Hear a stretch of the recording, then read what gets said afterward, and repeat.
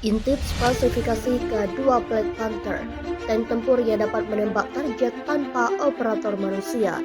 Korea Selatan, tank tempur utama K2 Black Panther yang dilapisi menggunakan lapisan berbahan baja komposit modular, tipe yang tidak diketahui banyak orang, dan blok explosive reactor armor. Armor depan diklaim tahan terhadap serangan langsung dari peluru tank 120 mm yang ditembakkan dari senjata M55. Tank Black Panther juga dilengkapi dengan sistem proteksi aktif dan sistem penanggulangan. Tangki juga dilengkapi dengan sistem proteksi NBC. Bahkan K2 memiliki perlindungan secara umum mirip dengan M1A2 Abrams, mengingat K2 secara signifikan lebih ringan. Black Panther dipersenjatai dengan meriam Floodbird, Rheinmetall 120 mm L55. Senjata ini diproduksi dengan lisensi di Korea Selatan. K2 Black Panther dilengkapi dengan pemuat otomatis. Main battle tank atau tank tempur utama ini memiliki kecepatan tembakan maksimum dalam 15 putaran per menit. Perlu disebutkan bahwa auto loader mirip dengan yang digunakan pada tank tempur utama Red Ridge Rifles.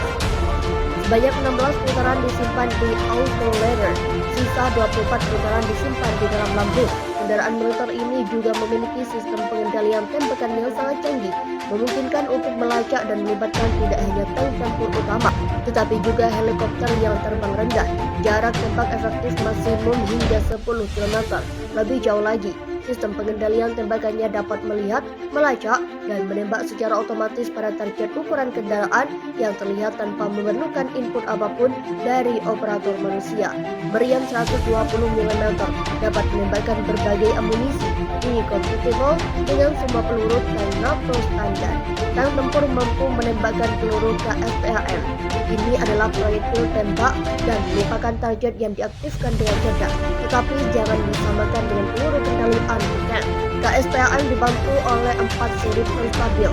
Pada tahap akhir, parasut akan dikerahkan untuk memperlambat jatuhnya dan secara akurat menyerang target.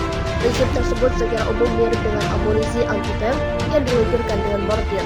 Selanjutnya, tank K2 dapat menembakkan amunisi KSTAM dari balik penutup. KSTAM memiliki jangkauan efektif maksimum 8 km. Persenjataan sekunder terdiri dari senapan mesin koaksial 7,62 mm dan senapan mesin berat K6 12,7 mm dipasang di atas atap. Kedua senapan mesin memiliki muatan amunisi yang sangat terhormat. Senapan mesin berat K6 memiliki sistem otomatis yang mengidentifikasi teman dari musuh. Bahkan tank tempur utama ini memiliki 3 awak, termasuk komandan, penembak, dan pengemudi. Fitur lain dari tank K2 termasuk sistem manajemen dan perang digital dan sistem navigasi untuk koordinasi cepat. K2 dapat dengan cepat melaporkan situasi pertempuran sehingga meningkatkan kesadaran situasional pasukan sahabat. Rusia menyerang pangkalan militer yang berada di utara Kiev. Selain menghancurkan pangkalan militer, Rusia juga menghancurkan 1 bangunan dan merusak 2 bangunan yang berjarak 30 km dari pusat ibu kota Kiev. Pertahanan udara Ukraina hanya bisa menyadang 1 rudal dari 6 rudal yang dikirimkan Rusia. Rudal-rudal tersebut ditembakkan dari semenanjung Crimea yang dicaplok Rusia pada 2014. Pejabat senior militer Ukraina Oleksiy Kromov mengatakan, serangan yang terjadi di Ukraina Utara tersebut ditembakkan dari Belarus. Dikutip dari Kompas.com pada Sabtu, terdapat korban jiwa dari pasukan Ukraina. Dia menambahkan, saat ini pasukan Rusia terus bergerak menuju Siversk dan Bakhmut dan kota-kota di kawasan industri Donbas yang coba diambil Moskwa. Kemudian di Kherson yang dikuasai Rusia dan menjadi lokasi pasukan Ukraina melancarkan serangan balik.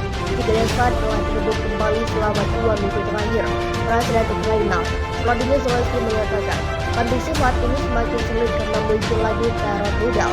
Meski begitu, negaranya, pasukannya, dan warganya tak akan menyerah. Keterlibatan Amerika Serikat dan negara-negara barat membuat perang antara Rusia dengan Ukraina semakin memanas.